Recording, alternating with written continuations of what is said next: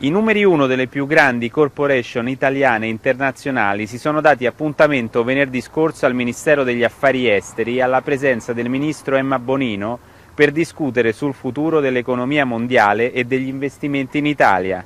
Questo è stato l'Ibac Italy, un incontro a porte chiuse organizzato da Sir Martin Sorrell, amministratore delegato del colosso della pubblicità WPP e guru mondiale della comunicazione, che tra l'altro ha organizzato la campagna elettorale di Barack Obama e David Cameron. Sir Martin, which are your impressions and your conclusions about the meeting of this morning? And the dinner last night. No, it was excellent. I think there were 80 or so investors. These are people who have big operations in Italy and, of course, around the world. And I think everybody comes away impressed with the willingness of the government. Obviously, we had Minister Bonino, we had the Prime Minister here. Last night at dinner, we had about half of the Italian cabinet. So I think that indicates that Italy, if I can use a phrase from the UK, when Prime Minister Cameron said the UK is open for business, and Chancellor Osborne said that, clearly what the Prime Minister said at our meeting today is, and that was reinforced by the people who were there, the government, its Italian government, is open for not only business but foreign direct investment too. So I think I come away optimistic. There's a strategy. Destination Italy is a very, very complex 50-point strategy, but they prioritize what they have to do. I think still there's structural issues. You know, how do we, and I say we because we want to be involved in it too, how do we implement in an effective way in all the countries in the world, or the most important countries of the world, because Italian manufacturing is strong, it is well liked, it is technologically very strong, competes very well with Germany in the export markets, and when Germany prospers, we see northern Italy prosper as well. So there's small, medium-sized companies in Italy have been very successful in technology and manufacturing. So it's really strategy and structure, and then I think communicating Italy's strengths. Italy has tremendous strengths. There are great case studies of companies that have been very successful. But what we haven't managed to do is to communicate that effectively. Yeah, but which is the position and the role of Italy in the international investments? Well, Italy, I think we lose sight of the fact that Italy is one of the big five in Europe. I mean, it's the second most powerful manufacturing company in Europe, behind Germany, and eclipses the UK. So you have to look at it, I think, as a country which has a GDP of 2.2 trillion, okay? And now America is 16, and China's about 8, and Japan's about 5, and Germany's about 4, and then you have the UK, Italy and Spain, which are all around $2 or $3 trillion. It's a big economy.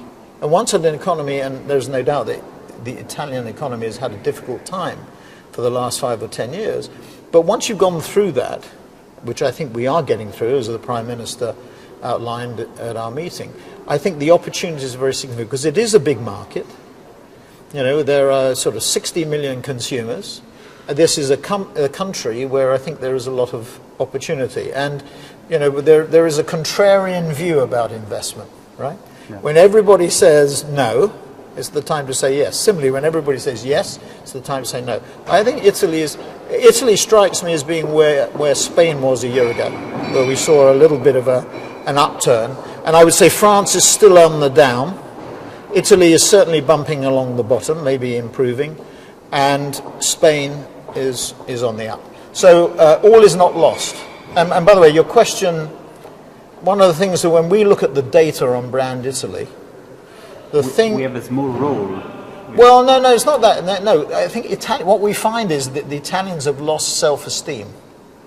That Italians don't feel good about themselves. I think we have to re-establish that confidence. Because if you actually look at the strengths, if you look at manufacturing, technology, you know, we have HR up in Venice with this park, in fact, a sort of a campus of new media companies. It's as good you'll find anywhere in the world if you went to Bangalore or Sao Paulo or Silicon Valley. Really good. Very, very intelligent, highly trained, strong university, back into it. So technology, manufacturing, culture, all very strong. The fashion industry, the food industry, agriculture, I mean, very strong. So I think we lose sight, because we've been gloomy since 2008, since the Lehman crisis, we lose sight of the opportunities, and the opportunities are very significant. So all is not lost. Before you mentioned Sergio Marchionne, yes. Do you think Italy needs more visionary manager? Yes. Yes. The problem, it's not a problem of leadership. No, you know, you have Vittorio Colau, you know, who runs Vodafone. I mean, you know, he's done an incredibly good job with Vodafone. You know, the sale of their interest in Verizon has been extremely successful, and that's been reflected. But no, I think Italy has very good managers. It has very good companies. But, you know, making the sort of choices or decisions that Sergio Marchionne made are very difficult because of all the implications on them. But you've got to have the courage, which he has. You've got to have the commitment, which he has. I mean, I can't remember anybody who works as hard as he does. He certainly is 24/7. And you've got to have that vision, and he clearly has it. And he is totally determined. And if you look at Fiat and its success, and you look at where it is now, as to where it could have been, you know, 5, 6, 7, 8 years ago, he's done an incredible job. So we can look at 2004. I mean, you know, your colleague said he doesn't win. You know, he's not very popular in Italy. Yeah. But my view was, well, he's not in business to win a popularity contest. But if you look at the growth of the company, it's been fantastic. So we can look at 2004 with an optimistic view. Yeah, I mean, if I look at our budgets, they're better than 2013. We had top-line growth here in Italy. We have about $400 million of revenue here, $450 million of revenue, which is disproportionately high. We have a strong position in Italy. We have 2,000 people here, mainly in Milan and Rome. If I look at the business last year, top-line growth, but bottom line was down.